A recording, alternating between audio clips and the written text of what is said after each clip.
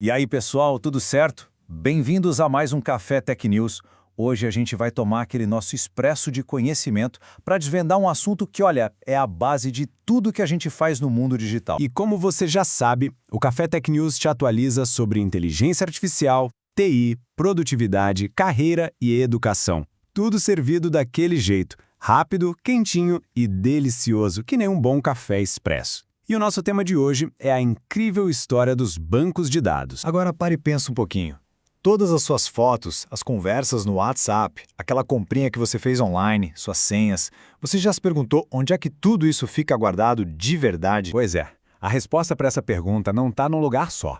Ela está espalhada por uma jornada fascinante. Uma história de mais de 70 anos de pura inovação que, literalmente, mudou o nosso mundo. Então, se liga no nosso roteiro de hoje.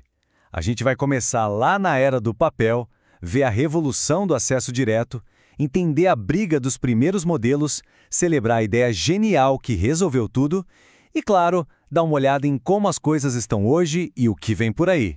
Bora nessa? Bom, nossa viagem começa bem antes dos computadores como a gente conhece.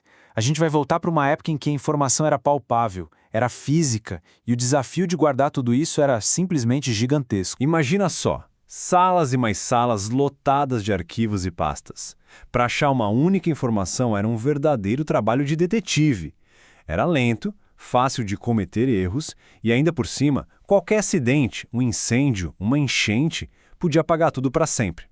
Simplesmente não dava mais. E não só sou eu que estou dizendo não. Como os especialistas El Masri e Nawat bem colocaram, o mundo estava ficando rápido demais, conectado demais, depender de papel já não fazia o menor sentido. A gente precisava de algo novo, e era para ontem. Aí vieram as primeiras soluções. Primeiro os cartões perfurados, depois, lá nos anos 50, as fitas magnéticas, que guardavam muito mais dados em menos espaço. Só que tinha um problemão, o tal do acesso sequencial. Sabe fita cassete? Para ouvir a última música, você tinha que passar por todas as outras antes. Era exatamente isso, um porre. Mas, felizmente, essa lentidão toda estava com os dias contados, uma nova invenção estava vindo aí para resolver esse problema e dar uma velocidade nunca antes vista ao acesso à informação. E olha só a diferença brutal. Com a chegada do disco rígido, nasceu o acesso direto. Em vez de percorrer a fita inteira, a máquina podia, pular direto para o dado que você queria. Foi a mesma revolução de sair da fita cassete e ir para o MP3. A velocidade mudou da água para o vinho. E agora, se liga nessa curiosidade. O primeiro disco rígido comercial da história, lá de 1956, armazenava 5 megabytes. Hoje em dia, isso não cabe nem uma foto de alta resolução do seu celular, mas, naquela época, era uma capacidade de dados absolutamente monstruosa. Beleza, problema da velocidade resolvido.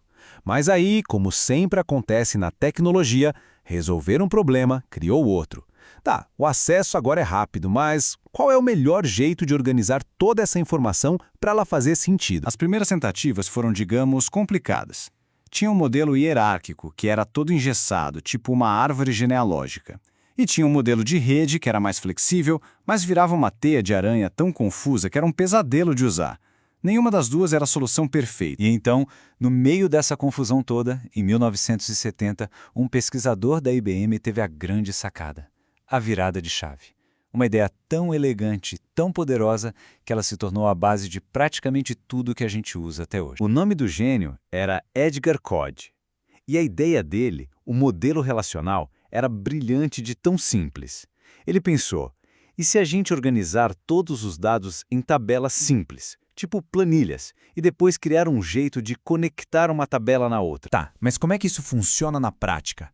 Olha como é fácil de entender. Primeiro, você joga os dados em tabelas com linhas e colunas. Segundo, você usa umas chaves especiais para conectar as tabelas entre si. E terceiro, o pulo do gato, uma linguagem nova, o SQL, que te permite conversar com os dados. Você só precisa dizer o que você quer e não como buscar. Mágico. E o impacto disso, como disse o grande C.J. Date, foi uma transformação completa. De repente, era possível lidar com volumes gigantescos de dados de um jeito eficiente e super flexível. O modelo relacional tinha vencido a batalha. O jogo virou de vez. E essa história toda nos traz direto para os dias de hoje. Como é que essa base construída lá atrás sustenta a nossa vida digital agora? Bom, o legado do modelo relacional continua fortíssimo. A gente vê isso em sistemas como Postgres, MySQL e Oracle, que são a base de muita coisa. Mas o mundo mudou, e novos desafios trouxeram novas soluções, como o MongoDB, que faz parte de uma outra família, a NoSQL. E aqui tem um ponto super importante. O NoSQL não veio para matar o relacional, de jeito nenhum. É que nem uma caixa de ferramentas. Você não usa um martelo para tudo. O NoSQL surgiu para lidar com Big Data, aquele volume absurdo de dados variados que a gente gera em redes sociais, por exemplo. São ferramentas diferentes para trabalhos diferentes. E tudo isso deixa uma pergunta no ar, né? Com essa explosão de Big Data e inteligência artificial exigindo cada vez mais e mais dos nossos sistemas, qual vai ser o próximo grande salto? Uma coisa é certa.